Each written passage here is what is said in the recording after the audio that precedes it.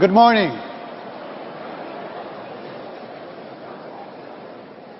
My name is Gilad Shani, and I'm a research analyst at Baron Capital, following the tech and energy infrastructure sectors. It is my distinct pleasure to introduce our next guest. He is a man who has been identified as everything from a supervillain to a superhero. He doesn't stop at changing our world as we know it. He is on a mission to change our galaxy. Elon Musk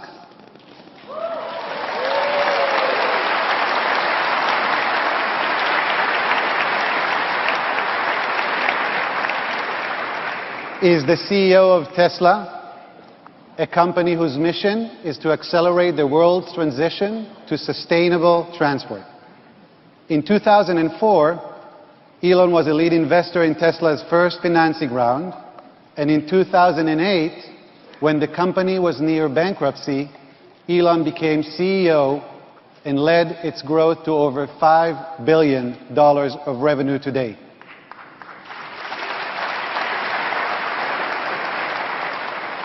The company developed 3 electric vehicles: the Roadster, Model S, and Model X.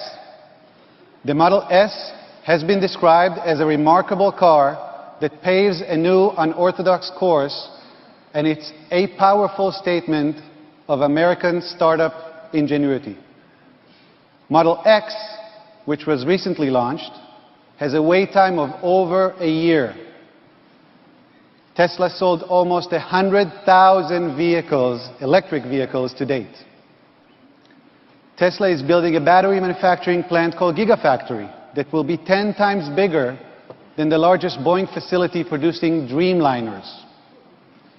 Interestingly, Tesla is the largest battery consumer in the world, surpassing consumer electronic companies like Samsung and Apple. Elon is a scientist, an inventor, a designer, and one of the world's most innovative minds. He is helping to advance some of the world's most disruptive technologies: Tesla in the auto industry, SpaceX in the aerospace industry, and SolarCity in the power industry. Now please welcome Elon and Ron for a conversation. That's pretty cool.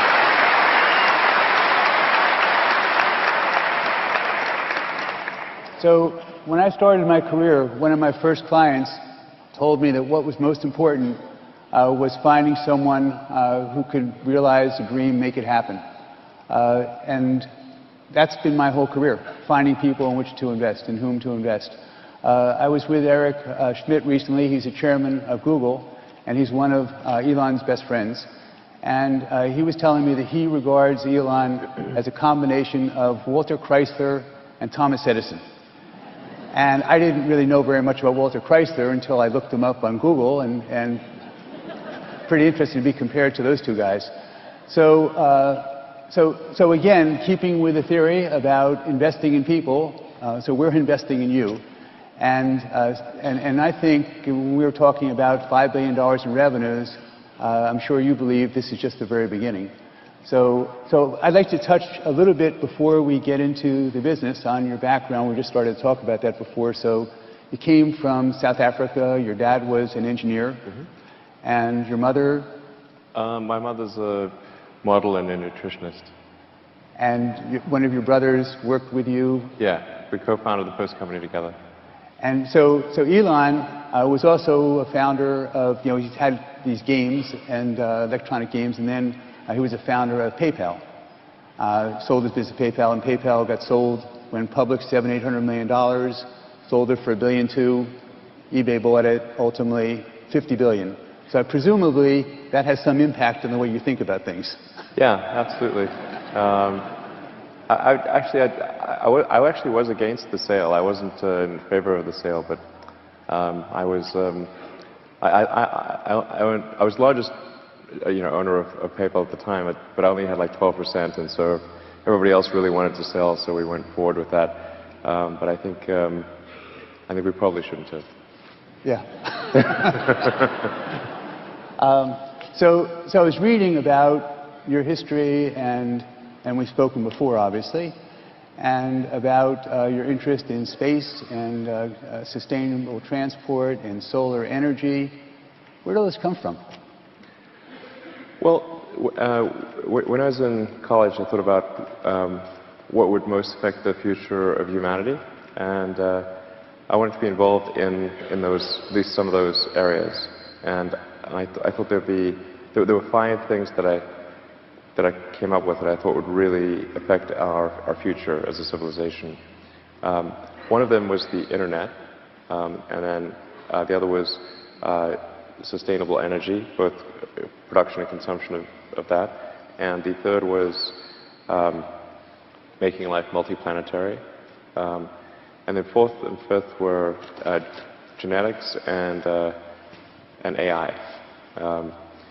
And I didn't think I'd be involved in those areas, but that was sort of more in the abstract of what I thought would affect things.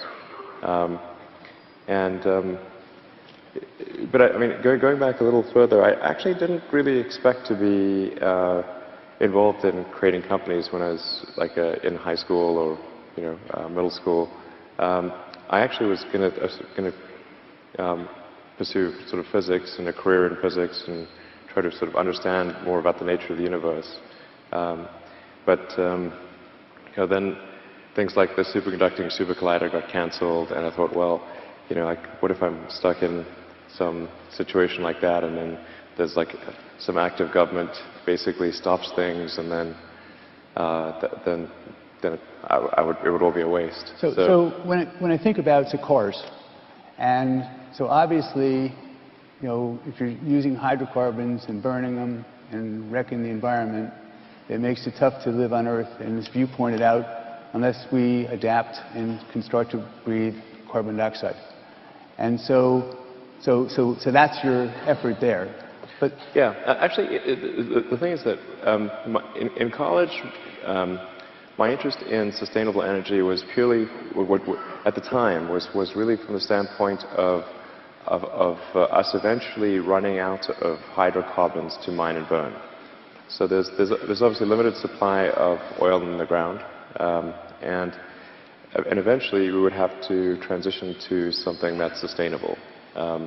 Because when we're drawing oil from the ground, we're essentially taking the accumulated solar energy that was bound up in plants and animals, and then over hundreds of millions of years was turned into oil. And that's obviously finite, and if we run out of that and don't have a good solution, then there would be economic collapse, independent of any environmental concerns. And so that was actually what sort of initiated my interest in sustainable energy.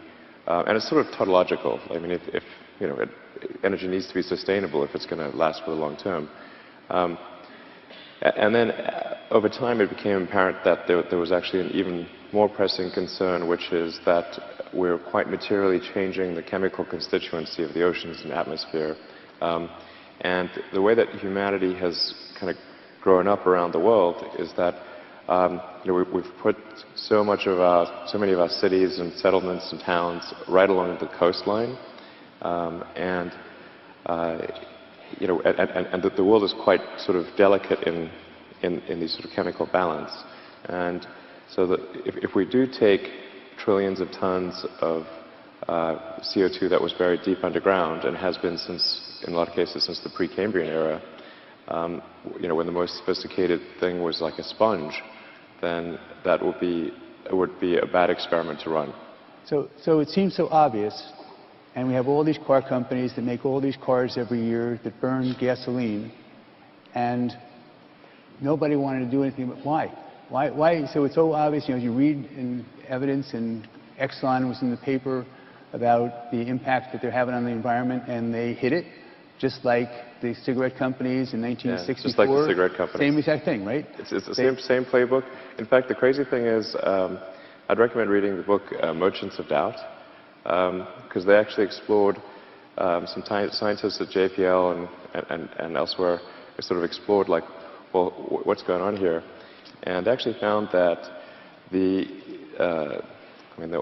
oil and gas industry is actually using literally the same lobbyists as the tobacco industry, like by name, not even the firm. Amazing. Like some of those guys are they're still going. Amazing. Yeah, so, I mean, and just like... But they learned how to do it. Yeah, absolutely. And then, oddly enough, the one movie I was involved with making was a movie called Thank You for Smoking, which I recommend watching. It's kind of a fun movie. But it's sort of, it's based on Buckley's book, and it really gets to the truth of the matter of like how all this happens. And what they do is essentially exploit doubt. And so even when you've got a situation where virtually every scientist on Earth agrees that this is, that global warming is real, that adding billions of tons of carbon to the atmosphere and oceans is a bad idea, then you have a few percent of who dissent, and then the way that it is presented to the public is not that 97 or 98% of scientists think what we're doing is crazy, but simply that scientists disagree. Now scientists disagree about everything. Okay, you will not find 100% of scientists who agree about anything. But this is a very disingenuous argument. So I understand that, and then I go to visit your plant, and I've been there, go every 3 or 4 months now, and I guess not very many people who are analysts on Wall Street, even though 22 guys publish about Tesla, I think very few have actually been there, and hardly anyone's spoken to you. But then when I go into the plant, and I see, and I've been to other automobile plants also, and there's a lot of people, not that many machines, and I see our plant in Tesla, and I see a lot of machines and not that many people.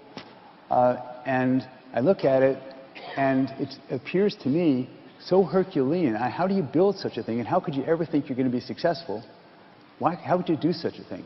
And then to start up, you're a poor immigrant kid, you come here and you do, how do you do that? How'd that work? Sure. Well, I mean, at the beginning of Tesla, I didn't think we would be successful. I thought we would almost certainly fail. And you put all the money you had in PayPal to invest in this, and you thought you'd fail? Yeah. I mean, I could walk you through the basic logic of, coming out of PayPal, I was fortunate enough to have about $180 million, and I thought, well, that's a lot of money. If I'm going to assign half of this to SpaceX, Tesla, and Solar City, and I'll still have the other half, and I'll be fine. But you told your wife if it doesn't work when you live in her parents' basement? I did, yeah. But I was, hopefully kidding, because it's like it's not great in her parents' basement. It's really not great. Yeah. So, yeah. Yeah, she didn't like that. But I mean, the way things.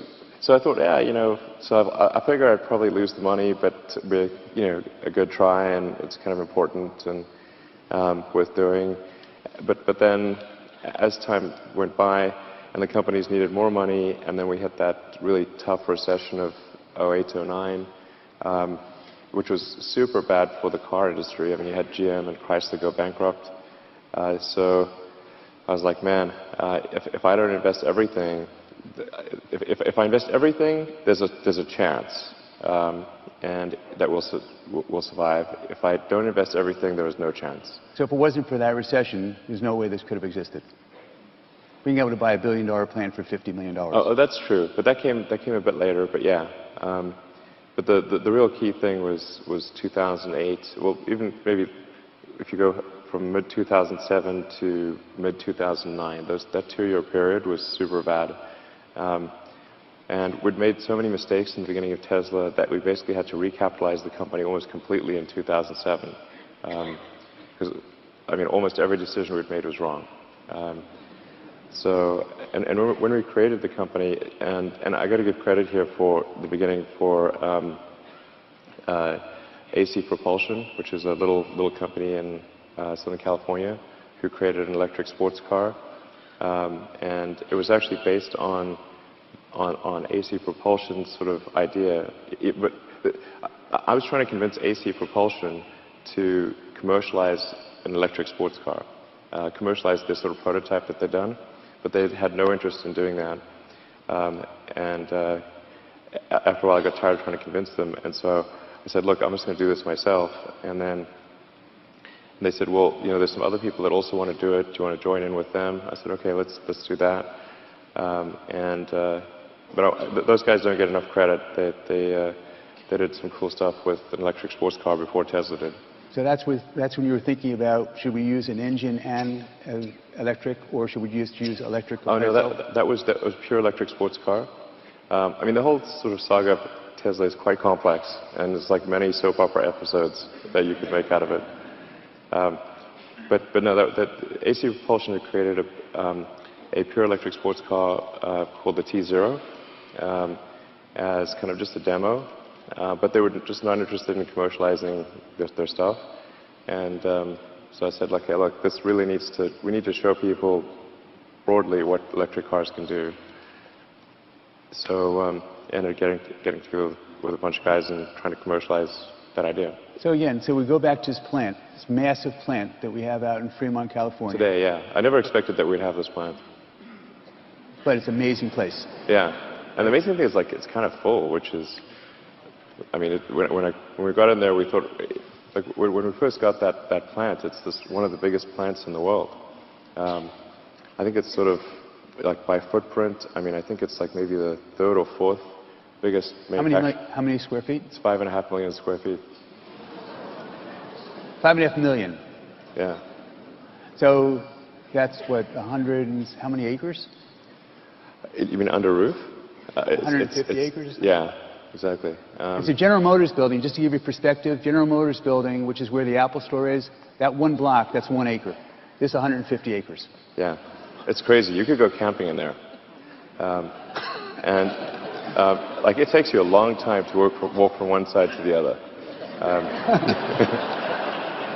We have bikes in the factory, so you can just get around a bit faster. And like, when we first got this, which was actually, it was a little bit later, it was in early 2010. We thought, man, there's no way we'd ever get that awesome plant because, you know, it just cost too much. And we didn't have much money. But then, as a result of the recession, the plant, which was joint owned by GM and Toyota, they decided to close it down.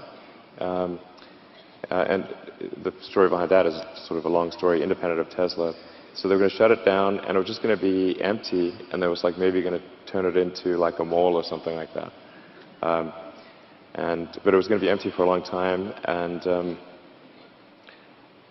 anyway, so we sort of approached Toyota and said, like, look, you know, we'll take it off your hands, you know.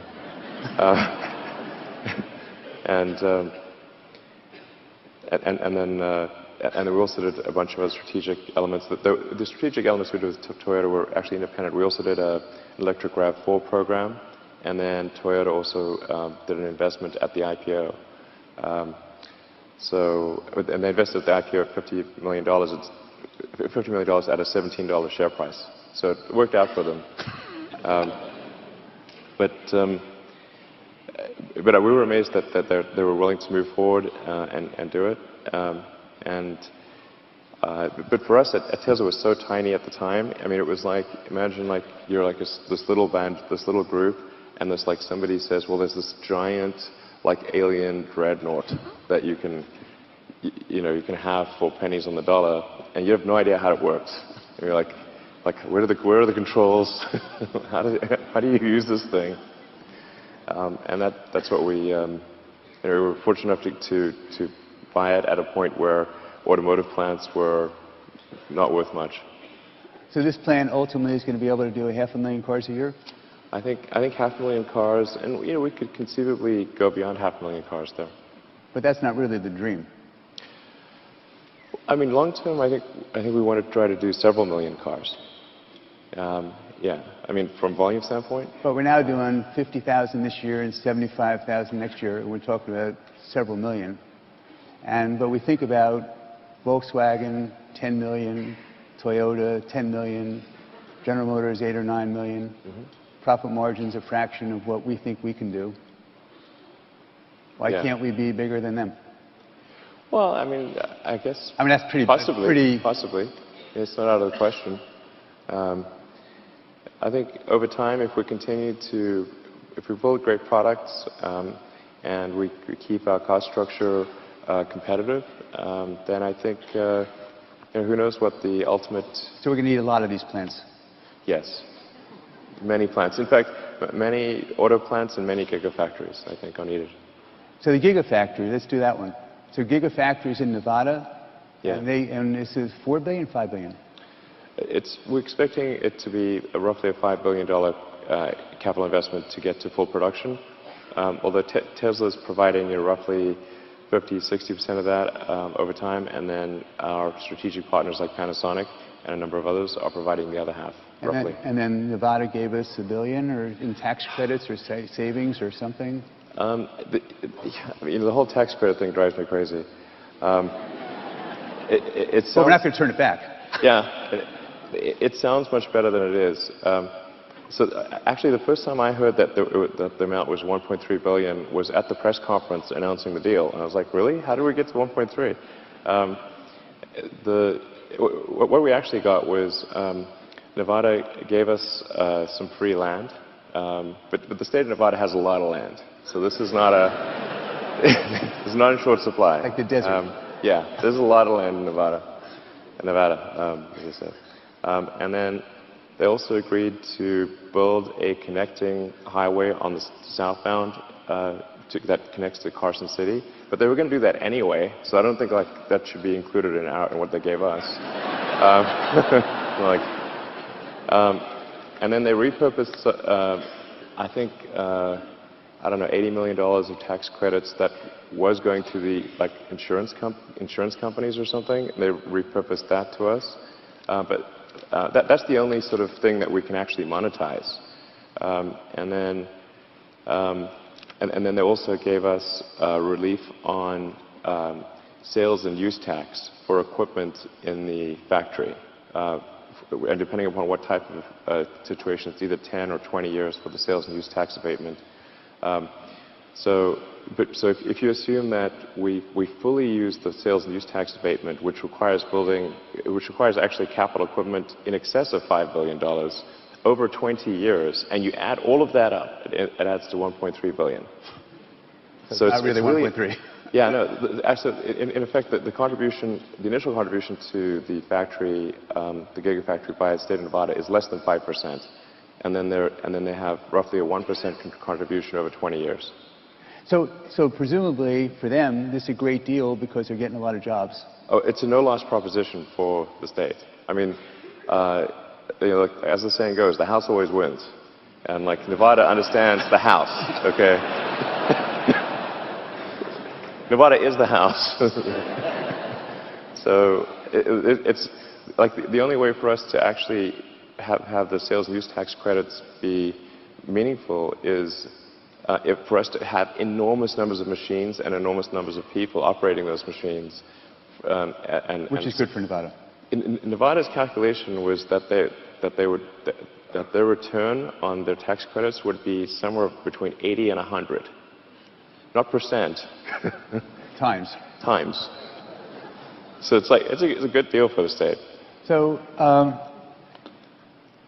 the battery plant, that's what the gigaplant is being done without any, I understand, public viewing of what we're doing inside of that factory. And there were some reporters. Yeah, there will be some. But so far. Yeah. And there have been some reporters, I guess a couple or 3 weeks ago, that snuck into our property. Yeah, and ran over 2 of our people. Tried to kill us. Yeah. Kill our guys. Yeah, that was pretty crazy. Why? Well, I think they just got a bit overzealous, and then I assume that they panicked and weren't actually trying to kill our employees, but they did run over 2 of our employees, while they're trying to get away, and so they ran over 2 of our guys. And fortunately, the injuries aren't too serious, but yeah, that's not cool. So so we think it's important enough to not let anyone see what we're doing inside and other people trying to figure out what's going on. And it's obviously not a nightclub. And so what I think about is not knowing very much about technology and how things work is that, so we're making that kind of a battery, lithium. Lithium, yeah. Although the general rubric of lithium covers many types of chemistries. I mean, there's a really broad range of things, of batteries that use lithium as the ion transport. So whatever you describe here is going to go over my head, but my question is, how do we know when we're making such an investment that what we're building in that factory is going to persist? And why is it that in 100 years, so we do all sorts of things, you're sending things out of the atmosphere, out of the galaxy, out of the universe, planes, and yet, for 100 years, we haven't been able to build a battery that goes for more than 300 miles. So how can that be? How is it possible that we haven't been able to spend money on that? And if that's the case, because no one's paid attention to it, and all of a sudden we come along and pay attention, we're going to try to reduce the weight in the existing batteries and use maybe silicon and having a 300-mile battery going to 1,000. Oh, yeah. So how do we worry that what we're building isn't going to get obsolete also? Well, the reason is that at this point, I think we have quite a good understanding of all the battery technologies in the world. Like there could be some small laboratory that's being super secret, but generally what people inventing battery technologies try to do is they approach Tesla first and foremost because we're the biggest lithium-ion consumer in the world. So anyone who wants to build a battery has new ideas, they're going to come to us before they go anywhere else. Like we'd be their biggest customer. So if somebody invents something, the obvious choice to license it to is Tesla. And we try to take things as seriously as possible. But I mean, we track right now about 60 different efforts around the world to develop improved batteries. And some of them hold some long-term promise, but we rate all of them from a 1 to 5, where 5 is we should be doing business with them, and 1 is complete BS. How many 5s are there? There's no 5s. There's some 3s. Currently, there's no one even in the 4. Like there's some that might go from a 3 to a 4. 4 means we should be in like preliminary discussions. So what's going to change in the technology that's going to enable us to have this different? Are we going to have something in 10 years that's going to be an unusual battery that's going to be able to do 1,000 miles and going to weigh less than it does presently? I don't think we'll have quite that much of an improvement. And actually, I think most likely we would not, like technically right now, for us to do, say, a 500-mile range car, we could absolutely do that right now with current batteries. But the cost would be too high, and the useful load impact on the vehicle would be too high. So we'd have to fill up part of the trunk and the front trunk and the rear trunk with batteries. We'd have to impinge a little bit on passenger room. But for us to do a 500-mile range car right now would be no problem. A 500-mile range car in the current form factor, I think that's probably less than 10 years away. In the same volume and roughly the same mass. And the way we're going to drive the cost of the kilowatt hours from 250 to 100, that's because we're doing what? That's just because we're doing scale, because we're using different materials, because we're changing chemistry. How do we do that? Yeah, so we're making quite substantial improvements in the total pack energy density. So there's the cell energy density. And then as you put those cells together in a pack, and you have to figure out how to do that safely, we're able to reduce the pack energy density. So we'll make, I think, quite significant improvements in the pack energy density. But the thing that's most important, really, is the cost. Because, I mean, for a lot of people that are driving Model S, the current, say, dual-motor Model S will do over 300 miles right now at 65 miles an hour. So that's more than enough range for most people. And then you've got the supercharger where you can recharge very quickly. We have a supercharger network that's now ubiquitous throughout the country.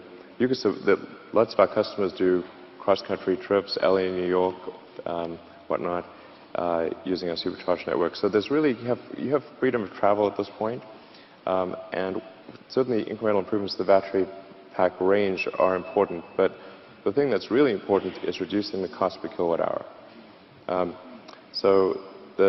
And we can do that with existing. We could, yes. We are going to make some technology improvements as well to the fundamental cell chemistry, and certainly to the way that the battery modules and packs are organized. But the fundamental focus is on cost per unit of energy. And that's what the Gigafactory is about. It's taking economies of scale as far as we can possibly imagine, to a very extreme level. As far as we can, that's what gets it to 100, or that's what gets it lower than 100? Sorry, 100 what? $100 a kilowatt. Oh. We can't comment on exact price numbers, but I mean, that's approximately, you know, that's in the ballpark of what we're aiming for. And it's important to cut essentially the cost per kilowatt hour at least by 30% with the Gigafactory, and our aspiration, of course, is to do better than a 30% cost per kilowatt hour reduction. In order to achieve the 50% cost reduction for the Model 3, which is about a 20% smaller car, and so would require, for the same range, 20% pure, less energy. That means to get to the full 50%, we need another 30 points coming from economies of scale, which I'm actually very confident we'll achieve.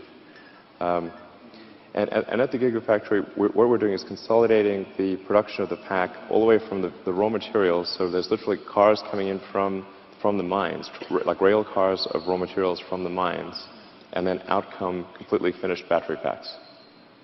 And this has actually never been done before. For batteries at least.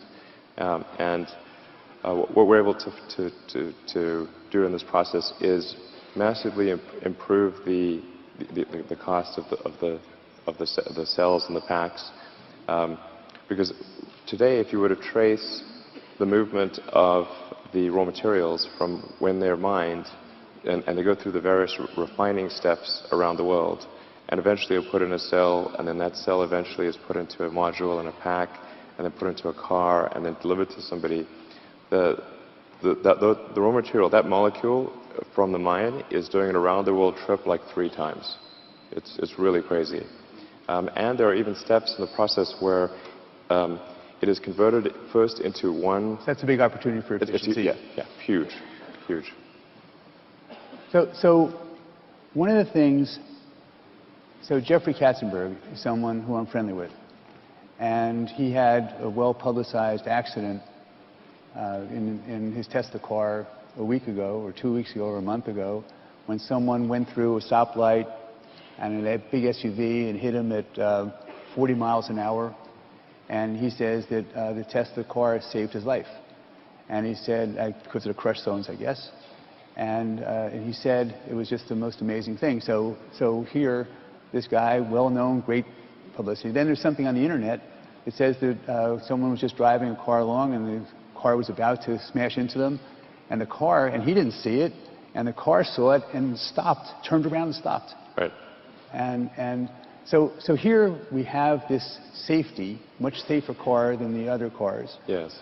And Tom Frisker, I presume you know him, and his mom, Cindy, Tom is in his 60s, and his mom, Cindy, I don't know how, I guess she won't say how old she is, but she's more than 60s.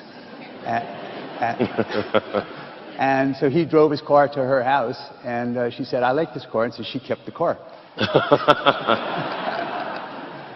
And so one of the things that's interesting to me is that you talk about safety, but you don't really say, your promotion isn't, this is the safest car ever. I mean, I know you say it, but isn't that an unbelievable opportunity to promote, to change the demographic of who's buying our car, and to get more Cindy Priskers instead of Toms, or instead of Tom's children? Yeah, I'm glad you mentioned that. In fact, in designing the Model S and the Model X, safety was our absolute paramount goal. And you know, I mean, I mean, I felt like obviously my family will be in the car, my friends' families. If I didn't do everything possible to maximize safety and something went wrong, I couldn't live with myself. So, I mean, we spent enormous amounts of time on safety, and the whole car is architected for maximum safety. And we have physics on our side here, which is very, very important. And I'll just go briefly, like, why exactly is the car safe? Because you hear things like cars are 5 stars and all that, but I mean, this 5 stars, that's not an actual statistical number. Like, you know, safety statistics are not measured really in stars. There's an actual probability of injury, which is that's the number that's most important, and the probability of injury, you can look it up. It's sort of buried in the Department of Transport website, but they have this for each individual car. Yeah, every car has a combined probability of injury, and the Model S is still, even though we did it 3 years ago, it still has the lowest probability of injury of any car ever tested. And that's just on passive safety, and then we have the active safety as well. And the reasons basically are that because the car does not have a big steel engine block in the front, we have a front trunk as well as a rear trunk, because the electric motors are so small that they're actually coaxial with the axles. So when you have a high-speed frontal collision, what really matters is force over distance. You know, it's just like jumping into a pool from a high. If you jump from a high diving board or something into a pool, you'd want a deep pool and one without rocks in it.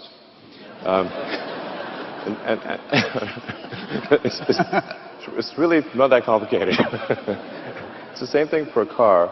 And what people don't realize is, like, you think of like having a steel engine block is protecting you, except that when you hit something, you're going 60 miles an hour. So it's stopping you that is important. And so that deceleration distance is incredibly important. Or described another way, the length of the crumple zone is extremely important. And the crumple zone on the front of the Model S is 2 to 3 times greater than that of any other premium sedan, which means that the impact attenuation is 2 to 3 times greater. And then anyone with a family, they want to buy one of these cars instead of a gasoline car. Absolutely, definitely. If safety is of concern, I would, for sure. I mean, it's just objectively true. It is the safest car by far. The accident that Jeffrey was in, where he was sort of T-boned by an SUV. So that's a side impact collision. The reason the side impact collision on the S is so much better than another car is because the main structural component is the battery pack in the floor pan. So the battery pack in the floor pan effectively acts as a big shear plate to transfer load from a side impact into the rest of the car, so that the whole car moves sideways in a side impact collision. But what happens in a gasoline car, again, because you've got the big steel engine block in the front, you've got a huge portion of the mass in the front, so you've got and the rest of the car is relatively weak. You essentially have just thin sheet metal on the side of the car and in the floor pan of the car.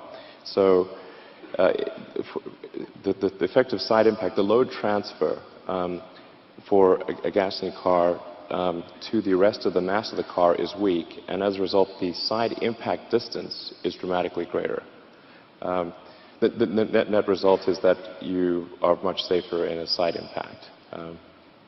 So I'll just do a couple more questions, then I'll open it up for everyone else. But safety, SpaceX, and Uber. So safety, with all these other automobile companies having one safety issue after another, not just this emission problem, but also about brakes and about the emissions, not just about brakes and about batteries and gasoline tanks. Why? So when we have a car that's existing that is spoiling the atmosphere, in addition, that's not as safe, why don't you think people have moved more rapidly to adopt our technology, which we've offered to give them for free? Oh, you mean with the patents and everything? Yeah. I think that there are a number of companies using the patents. So it's starting. Yeah, yeah, absolutely. So that's one. Question number two is SpaceX, and we'll come back to Uber. So SpaceX. So when I was a kid, there was a television program called Captain Video, and Channel 5. And the rocket would go up and it would fly around and come back. And then in the 1960s, we started going to orbit and go to the moon. And the rockets, as they would take off, the stage one after another would fall off. And my first thought when that was happening, I didn't really understand why that would happen. Sure. And now your idea is that, hey, this rocket ship's going to stay together, and we could do 99 trips instead of 1, or something like that. And therefore, we can do it for 1 or 2 or 3% as expensively as we did it before. Why didn't anyone think of that before? Well, actually, in the rocket industry, people have thought about reusability for a very long time. It just happens that Earth's gravity is quite strong, and it's just barely possible to get reasonable payload to orbit with an expendable rocket. So then if you add reusability, then that tends to give it negative payload to orbit, so you can't... So how do you do it? So you've got to do two things.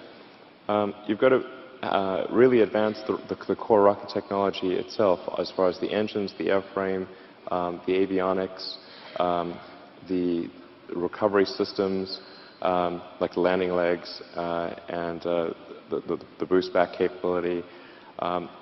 You've got to make the rocket such that if it was in a pure expendable mode, it would get approximately 4 or slightly more than 4% of its payload mass to orbit. And to put this in perspective, normally a rocket gets about 2% of its payload mass to orbit. So it's a very small number. But if you can push that to 2-ish% to more like 4% on an expendable basis, and then be really efficient in the way that the reuse takes place, such that the reuse penalty is only maybe half of that, so you still have a net payload to orbit of 2%. That's essentially what's needed to achieve reusability.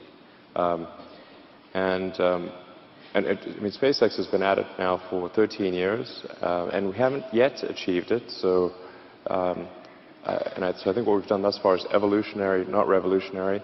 But I think we're within sort of shooting distance of this. I think within the next year we'll be able to land the rocket intact. We'll be able to land the rocket, just not intact.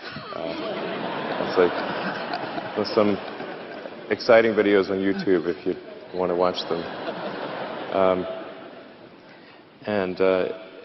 But I think we're close to landing it intact, and then we need to examine the rocket once we get it back to see what needs to be strengthened, where do we over-strengthen things that we don't need to add as much mass, and then we'll be able to do reusability with the rocket. And just like some of these things are maybe they're not obvious to people who aren't familiar with the rocket industry, but the cost of our rocket is to build it is $60 million, and but the cost of the propellant, the fuel and oxygen and so forth, is only about $250,000. Wow. Or maybe $300,000 thereabouts. But it's basically, it's only about as expensive as, say, fueling up a 747. Okay, my last question is Uber. So I listened to your conference call, and someone asked whether we could be like Uber, and I won't ask you that.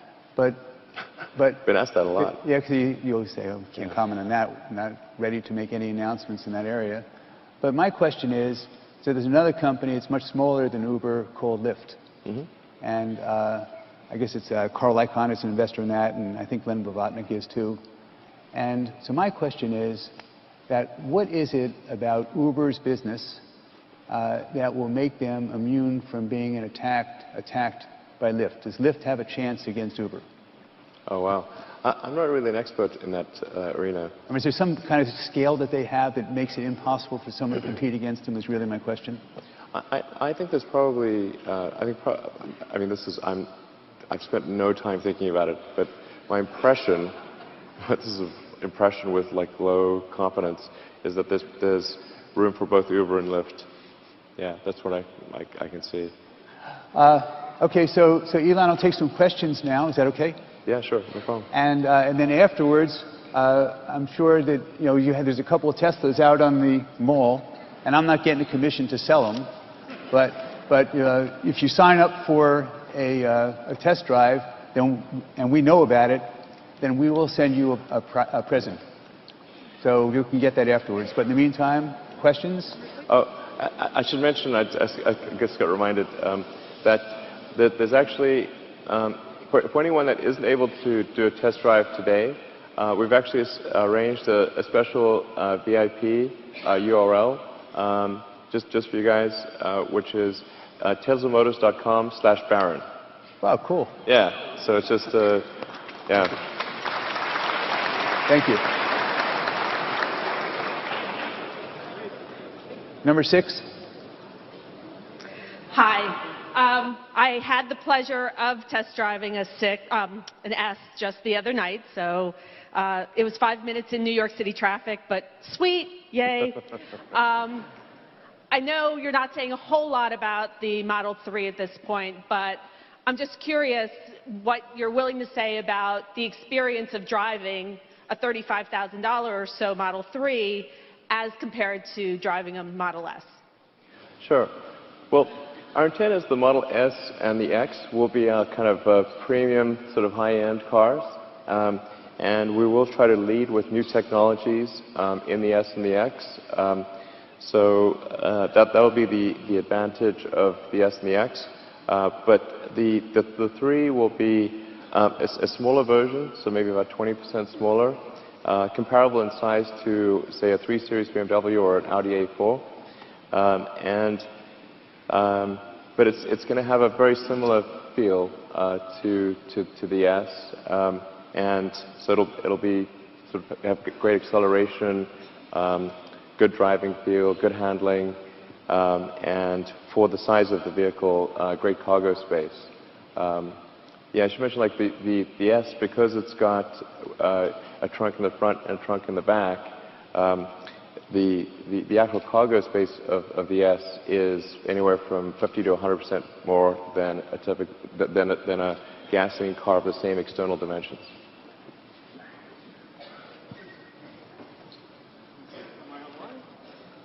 You're the one. Thank you so much for joining us. I think that is fantastic. I think I, as well everybody else here, enjoyed hearing from you, and you were indeed a visionary.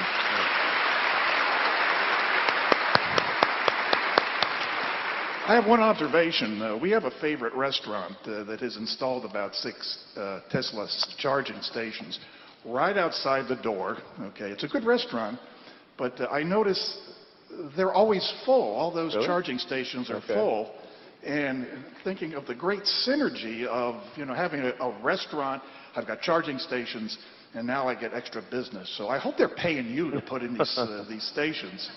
But I have, what I want to get to is a technical question. Read an interesting article about in-road charging. Take your pick. It can be inductive, it could be RF.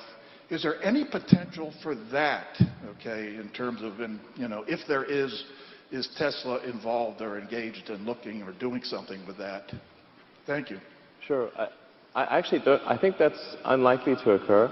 I think it's really going to be just long-range batteries, and then most charging tends to occur at people's home or business, and then that's really 80–90% of charging. 10% of charging is long distance, which is what we have the superchargers, so you can travel anywhere in the country. Actually did this great road trip with my kids from LA to Mount Rushmore in South Dakota. So you can travel anywhere in the country, complete freedom. But I think in locations that are not home or business and not long distance, there will be a small amount of charging that occurs, but it's in the sub 5% category. So it's nice to have, but it's not needed for full utility of the car. Put the stations near good restaurants. Okay, sure. So That's our aspiration, actually, is to put the supercharging stations somewhere where you can immediately then go and have a nice meal and grab a coffee and be on your way, and do some shopping if you want. So I apologize to everyone. I hogged the time, and I didn't realize that we were running over. I thought that this was the amount of time we could talk, and then there were more time for questions. Would you be able to answer some questions a little bit longer? Yeah, no problem. Sure. So Elon can stay here for a bit. There's entertainment that's now starting in 3 venues. In the left venue, we have Steve Martin and Martin Short for comedy. On the right venue, we have Michael Bublé. And in the center, there's Tony Bennett and Lady Gaga. Oh. Not bad. Pretty cool, right?